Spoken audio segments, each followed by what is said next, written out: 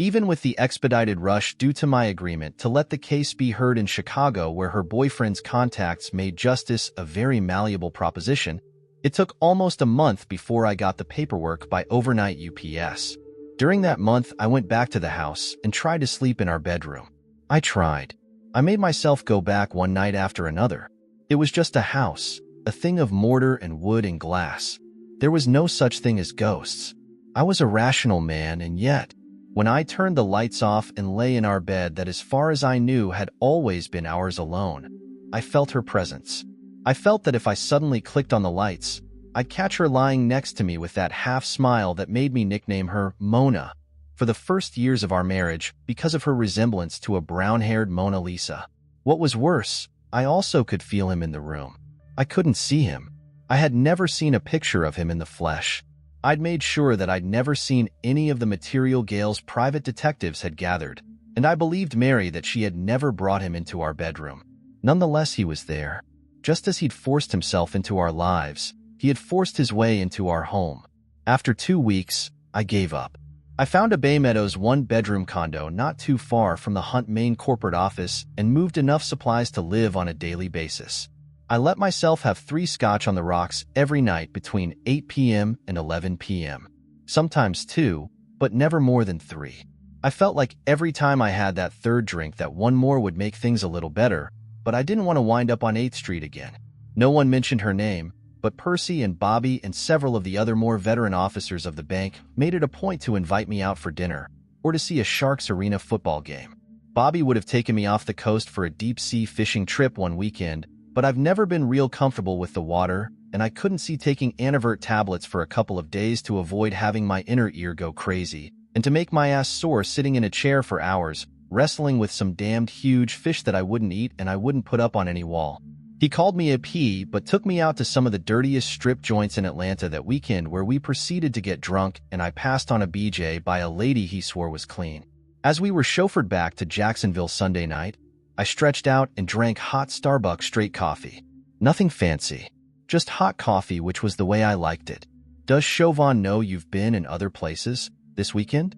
I asked him as he swished some $1,000 of bottle champagne around in his mouth. He glanced over at me and the grin died. I don't check in with her, but I could bring a woman in and F her in front of Chauvin and she wouldn't open her damned mouth. I just stared at him. You really mean that, or is that just an example? He tried to give me a scowl, but then his characteristic grin broke out. Okay, I wouldn't do it in front of her. I'd have to sleep sometime, and I'm pretty sure she would separate me from my family jewels. So no, I wouldn't do it in front of her. But there was a time when I did. Nowadays, I tell her what I'm doing if she asks. We don't keep secrets, but I know she's not going to give me any S. Same as if I roll over to her in bed at night and tell her to get the ass grease out. She'll do anything I want her to do. We just sat there silently for a few minutes, and I knew what he was thinking, and I'm pretty sure he knew what I was thinking. Was it hard? I mean, how did you do it? How did you take her back and make things work? He thought about it for a moment. I'm sure he was choosing his words carefully because of who he was talking to. There was a while there I didn't think I would. It was 2 weeks before I said 2 words to her.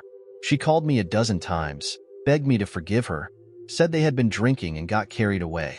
It didn't mean anything. Typical meaningless. I called my folks, told them what had happened. My dad told me to come up to Nashville. When I got there, Mom and Dad were there with Andre, Gaston, and Philippe. Andre was Bobby's younger brother who had his D halfway up Chauvin's when Bobby walked in on them after Gail had canceled a late-night bank meeting. The only thing that saved Andre's life was that Chauvin threw herself in front of him after Bobby had gotten a couple of good shots in. Gaston and Philippe were their 2 older brothers, and bigger than any humans had a right to be. They put us in the backyard the way they used to, and we started beating the S out of each other. Gaston and Philippe kept me from killing him and pulled me off when he couldn't raise his arms anymore to defend himself. After that, it's hard to describe, but we put it behind us. What can I say? We're family. We're not lovey-dovey at family gatherings, but we can stay in the same room. With Chauvin, it was harder. I couldn't beat the crap out of her. It took another month. I went out and screwed a half-dozen women, had some good times, but I found out something really shitty. Yes, I love the bee. That's a problem. Tell me about it. I finally let her drag her ass back into my life. I made her work to get back in. Like I said, she will let me do anything, anywhere, anytime. For a while there I did other women in front of her to give a feeling of what she put me through. However, eventually, I realized I was cutting my own throat. I didn't want to push her away, just punish her ass for hurting me. You got past it? Yeah, you can live with it. You can live with anything if you want it bad enough. The hardest part is I'll never know, or be 100% sure she's telling me the truth. She swears that she doesn't know why she did it. She was drinking and she'd always liked Andre and it just happened. That's what she said. It just happened. He looked out the window away from me.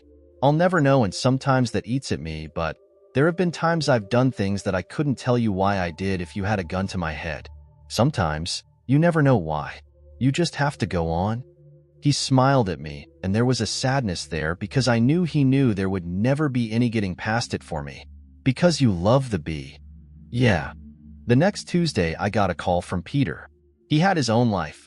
A business that ate up 80 hours a week of his life mucking around in people's brains and spinal cords, a wife he loved and a son he loved more. We got together physically maybe twice a year, and he'd call if Mary, or I didn't call him, maybe once every other month. Dad, what is going on with you and Mom? Hi, Peter. How are you and Marlena doing? How is the smartest 3-year-old in the world doing? I'm working too many hours. Marlena is working too many hours and Austin is getting smarter every minute. Now, what the hell is going on between you and Mom? Not sure what you're talking about. Dad, damn it, be straight with me. I called Mom and she said she's living in Chicago and you and her have split up. I tried to get her to admit that she was putting me on, but she just got strange on me and said it was no joke.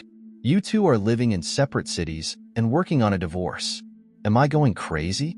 I thought there was a law against getting a divorce when a couple has been married as long as you two. You're not going crazy, Peter. Your mother has filed for divorce, and I signed the papers to give her the divorce.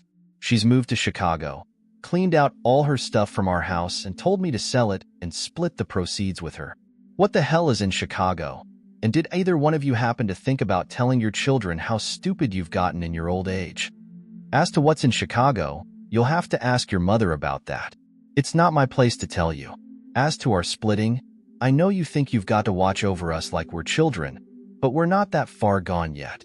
We don't need your permission to split up. The split has nothing to do with you or Nicole. It's just something that happened. I won't say any more than that. You realize, Father, that you're not being fair, either you or Mom. You dropped this bomb on us, and then neither one of you will tell us what is going on. When I call Nicole, she is going to freak. I am sorry, Peter. I'll just say, this isn't my doing. Your mother filed for the divorce. You want to find out what's going on, go talk to her. 2 hours later, Nicole called. Dad, this is crazy. Peter just called me. I told him this had to be some complicated practical joke. Then I called Mom. She doesn't even sound like the same woman. She said you two guys are divorcing, splitting up after 36 years. What are you two doing? Just what your mother said. She filed for a divorce. I signed the papers to let it go through. We'll be divorced in a fairly short time. She wanted an expedited divorce, as quick as humanly possible, and it looks like she'll get it. Dad. Then came the question I was expecting. Did you do something? Did you have an affair? That's the only thing I can possibly think of that could explain this, if you're serious. I can't believe it, but that's the only reason I could ever see why Mom would divorce you. Even then I would find it hard to believe. I wasn't upset. Mom was a saint. Moms are always saints to their kids. It's fathers that screw up marriages. I didn't have an affair. I'm not going to say anything else, Nicole, except to tell you what I told Peter. This is not your concern. I know you were impacted by it, but it's between your mother and me. It has absolutely nothing to do with you and Peter. I still love you both, and I know your mother does too. If you want to know anything else, talk to your mother. She wasn't happy about it, but she finally said she'd talk to Mary and try to get back to me. I never expected to see Peter walk into my office Friday afternoon. It looked like he'd been wearing the same clothes for 2 days. He was unshaven, and he carried an overnight bag. He didn't look like a world-class neurosurgeon. He is taller than me and has Mary's light brown coloring rather than my black hair. He's also better looking than me. That I think he gets from her. He walked in before Lucy, my secretary, could announce him. At first I couldn't believe my eyes. I stood up behind my desk and just stared at him. It was a major feat for him to clear his calendar to meet with us for a day at Christmas, to show up in the middle of the year, on a workday. His hair was wind-blown and the brown eyes he'd inherited from Mary were cold. I thought at first he was just furious at me. I figured she'd lied to him, and he thought I had precipitated the breakup. "I flew to Chicago," he said, after just staring at me for what seemed like minutes. "I met the son of a bitch she's shacking up with, and she told me what she did. She was fucking around on you for nearly a year, and then she just walks out on you to play house with a guy closer to my age than hers. I still cannot believe that B is my mother." He threw the overnight bag onto a chair and came around the desk and hugged me. I stiffened for a minute. We'd never been real touchy-feely, an inheritance of my Boston Yankee father and his people. I can only remember him hugging me once, but I knew he loved me. I tried to be more tactile with my children, but I was always kind of stiff. Peter had inherited that from me, and yet he held me tightly. "I'm sorry, Dad. I was like Nicole. I thought it had to be you. I couldn't imagine. I still can't. I want to throw up when I think of him and her together." I spun him around, sat him down in a chair facing my desk and buzzed Lucy. When she stepped in, I told her, 2 brandies from my stock. When she brought the 2 snifters and I handed one to Peter. "Take it. I know you don't drink, but this will help." He took a small sip and gulped, then gasped. For a non-drinker, brandy can hit hard, in the quantities he'd taken in. When he got his breath back, he ran his thumb around the edge and spoke without looking at me. "She didn't tell me about him until I got to his place. She said she was staying with a friend. So I walked in there expecting it was some lady friend of hers, and she came out and I knew there was something. She took me into the den. We sat and I asked her what the hell was going on. She said, 'You two had just gotten tired of each other. Nothing dramatic. You'd realized one day that you were operating on automatic and decided you were too young to stop living.'" He took another sip. I told her I didn't believe a damned word of that. That's when he came out of the bedroom. The bastard was wearing pajamas and he sat beside Mom and put his hand on her. He just as good as told me he was F her. She lowered her eyes, and I thought she wouldn't have the nerve to look me in the eye. But she did. She didn't take his hand off her. She just looked at me and said that she had fallen in love and was going to marry again as soon as she was legally divorced. She said she had hesitated to tell me because it would be hard to understand, hitting me cold like that. She wanted to hold off on breaking the news until we'd had a chance to get adjusted to it. He took a deep breath. I asked her what had happened, and between her and him, despite her lies, I managed to get a pretty good idea of what happened. By the end, she couldn't look me in the eye. He fell silent. He didn't speak for a long time. She didn't want me to stay there, but she wanted me to get a hotel so we could talk, so I could get to know him. I stood there and told her the last thing in the world that I ever wanted to do was get to know that slimy bastard. I told her that if I was Jewish, I'd be sitting Shiva, because my mother, the woman I loved, had died. I told her she was dead to me and Marlena and Austin, that I hoped this guy would be enough for her, because she'd lost her husband and her son and her grandson, and if I knew Nicole, she'd probably lost her daughter and granddaughter as well. I told her that I didn't want her new number or any contact. I looked her in the eye and told her that was the last time I'd ever be talking with her. Then I walked out of that hellhole and didn't look back. We just looked at each other. "I'm sorry, Dad.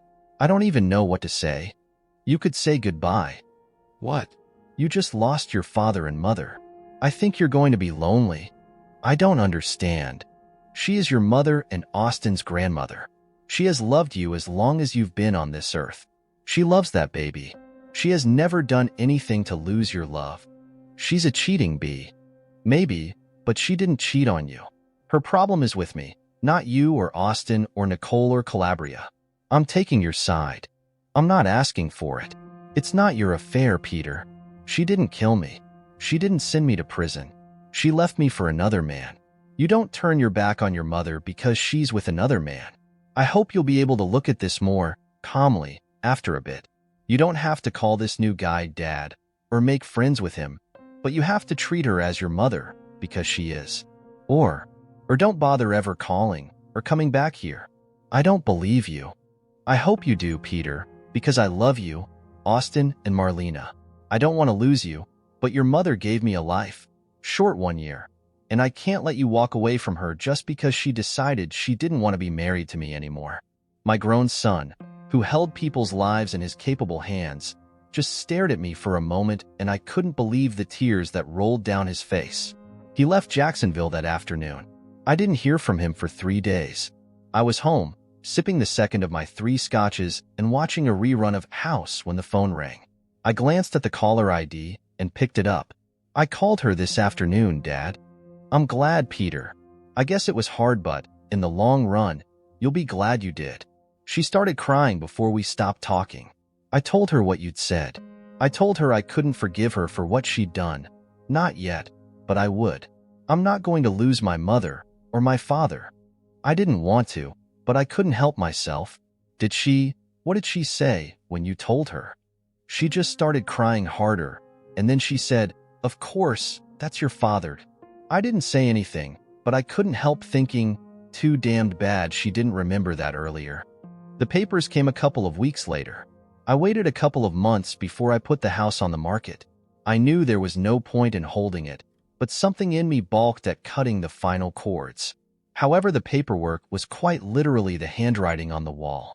We were through. There was no more Davidson family living in Mandarin. I put it on sale and deliberately listed the price about $20,000 less than most of the surrounding homes. I could have held out for more, but it was like pulling off a Band-Aid, as Matt Henry had said. At that price, it was snapped up within a month. I signed the papers, accepted the payment, and sent 30% to Henry's law firm.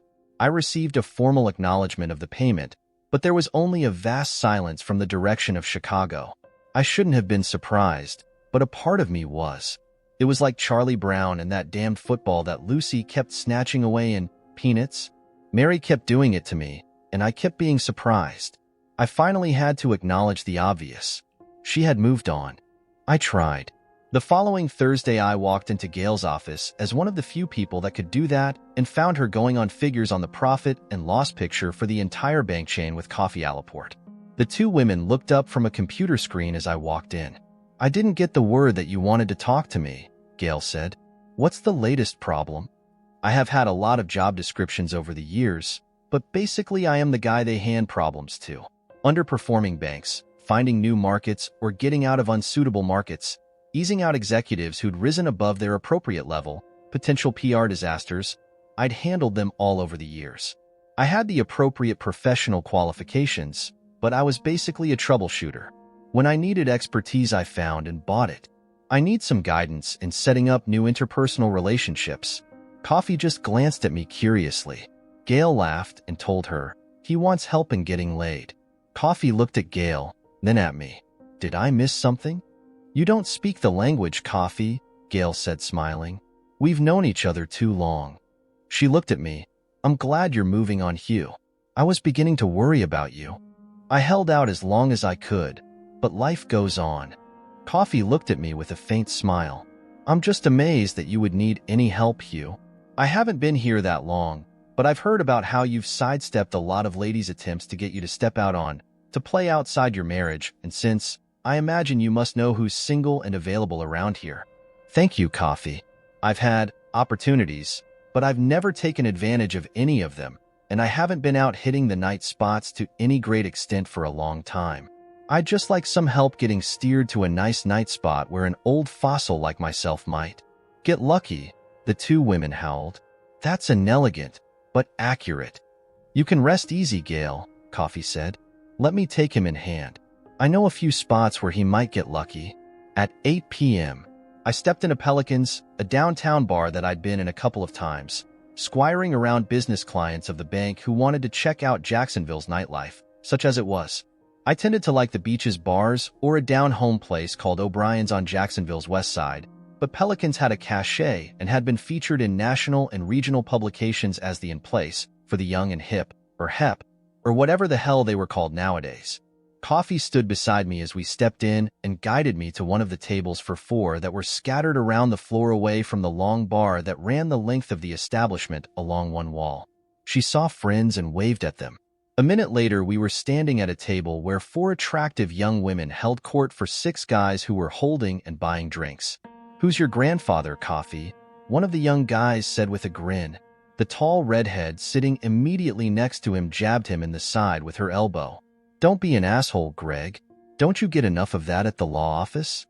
"No insult taken," I told them, reaching out to shake Greg's hand. I know I'm a little out of the age range of this crowd, but I still managed to get around pretty good without my walker. He just grinned and shook his head, taking my hand briefly and then dropping it.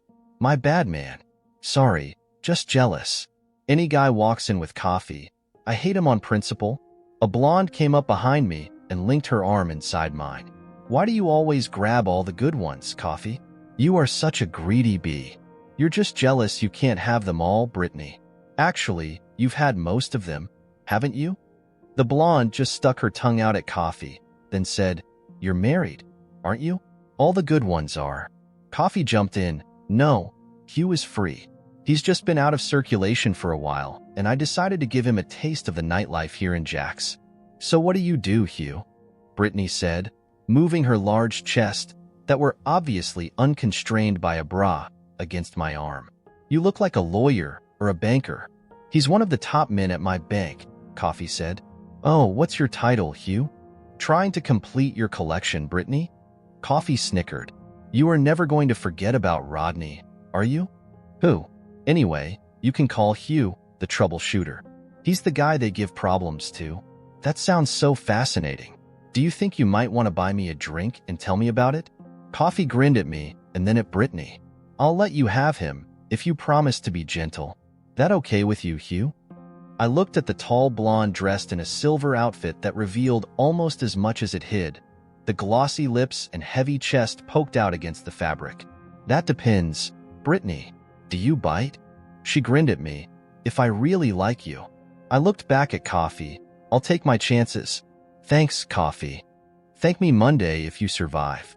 I have to admit, it was touch and go there for a while. An hour after we left Pelicans, we wound up in her beachfront condo. I was looking out of the plate glass window at the surf rolling up on Atlantic Beach when I saw her in the glass padding up behind me. She had shed her clothes, her heavy chest bouncing with each step, and she balanced 2 snifters filled with a dark liquid. "I feel kind of overdressed," I said without turning to her. "That's easy to take care of," she said, setting the snifters down on a nearby coffee table. She turned me and dropped to her knees, unbuckling my belt and pulling my trousers down, followed almost instantly by the Hanes briefs. "That's nice," I said, for lack of anything else to say. It had been a long, long time. "What do you say to a beautiful young woman you've just met who has you?" "Oh, you don't know," she said, letting me go and turning to pick up one of the snifters. She took a sip, swirled it in her mouth. Mary might have done something like that. Actually, she had, and it hadn't been decades ago, but, as someone once said, every BJ is the same and every BJ is different, and this one was different. "That was nice," she said. "It's always good to get the first one over quick, so we can take our time with the second, third, and fourth. I've got a kitchen stuffed with food we can cook, or snacks, or frozen meals. We never have to get out of the bedroom at all until Monday morning."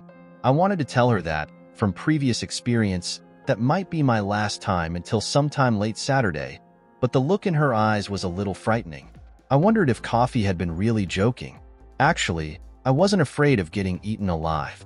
What scared me a little was the thought that she was used to virile, horny 27-year-olds, not a 57-year-old, well-preserved, but still 57-year-old grandfather. I'd never been embarrassed because I'd never had to perform for a stranger, not in this lifetime. Still, I do the best I could. For God and country, that kind of thing. I did survive to stagger out of her front door to a waiting limo Monday morning, but I thought I might have seriously damaged my organ. She gave me a last kiss, but I seriously thought she was just being kind. I got the impression that, while she liked me and probably would have given me a score of 3 out of 5, she wasn't really impressed. Like I said, 57 years old. I was in my office, leaning back in my chair with my eyes closed and trying not to nod off. She had really given me very little time for sleeping. When I heard Coffee say, "Sleeping the sleep of the innocent," I opened my eyes and looked into her beautiful face. She was grinning. I don't know whether to thank you or consider some sort of lawsuit if my never returns to working order." She just smiled and said, "Brittany said that she was very pleasantly surprised. She's never slept with anyone your age. She said you convinced her to widen her parameters of the age of men she'll consider going to bed with. Why do I feel like such a trailblazer?" She came over to my desk, draped her shapely ass on the side of the desk, and sat there bouncing one nylon-clad leg upon the other. "I know you enjoyed it, Hugh. Did you have a good weekend otherwise?" I thought about it. She obviously knew her friend, if Brittany was a friend. Honestly, there were a couple of times she put films on her DVD player, and not because we needed the stimulus. You can't F 24 hours straight. When I wasn't, we really got bored. There really wasn't. There didn't seem to be much to talk about. I was being charitable. The waits between the times when I recharged, if I wasn't eating her out or using vibrators front and back, were deadly.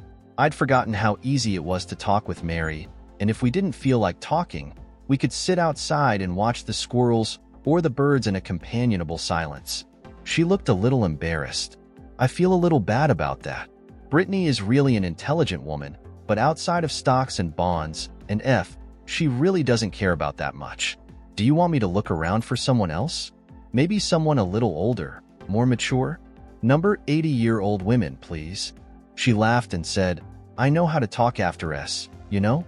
I looked at her and, for just a moment, I was tempted, just for a moment. "That is a fantastic compliment, Coffee. In all honesty, I know you'd be the kind of person I'd enjoy spending time with, in and out of bed, but that is such a bad idea. I think we'd be fine friends, with benefits, but you never know. If either one of us got, attached or our feelings hurt, we'd still have to work together, and Gail wouldn't want to lose either one of us. So, let's just go on being platonic friends, and you find me someone who likes talking after She just shook her head and got up. "I know you don't believe it right now, Hugh, but you are going to be all right. Finding a good woman isn't going to be a problem for you at all. You letting go of Mary is going to be the problem." So, that next weekend, I went out with a very attractive 45-year-old. We had drinks, talked about the Iraq War, why the Jaguars so badly, and found out that despite a decade's difference in our ages, we had the same taste in movies, and we both, astoundingly, liked modern country. We didn't go to bed that date. That happened the next weekend, and it was good. She was 5 feet 8 inches and willowy rather than stacked, meaning she was slender and had great legs without having much on top. However, she was a sweet lady, and her chest, although small, were sensitive. I had a good time. The next weekend, I was back with Brittany. I had a perfectly nice mature lady I could have been with, but I was a young, very hot, and demanding 20-something with whom I couldn't have 1 minute of intelligent conversation. This time, I had used my head. On Saturday afternoon, my cell phone rang with word of an emergency I just had to come into the bank to handle, and so I left Brittany with great regret, but at the same time, although I couldn't show it, great relief. She was great for a night, or a night and a morning, but that way I didn't have to talk to her. I alternated for a while between Brittany and my grown-up lady, comfortable in my subterfuge, but one always has to pay the piper eventually. One Saturday, after the third or fourth time I'd used some kind of excuse to get away from Brittany, she stopped me as I was slipping my pants on. She stood there magnificently naked. They were mottled and red where I'd and bit on them all night and morning. "Do you really think I'm that stupid, Hugh?" "I'm sorry, what? Do you think I'm that stupid?" Would it surprise you to know that I have a master's in economic theory from the University of Chicago, and I am working on my doctorate from Florida? I watch C-SPAN for relaxation, and I do the New York Times crossword with a pen, but you think I'm just a mindless bimbo. I don't dash. F you, Hugh. Get your clothes on and get out of here. I knew, but I played it out, because I really didn't want to hurt her. I don't know what you're talking about. Emergencies come up all the time. Banking isn't a 9-to-5 business, no matter what people think, and my job is to be on the job 24/7. It pays me a good living, but I have to go when they say come. Oh, F that, you lying old fart. She slapped me hard across the face, and she was a big girl with a nice swing. I staggered back. She had bloodied my lip.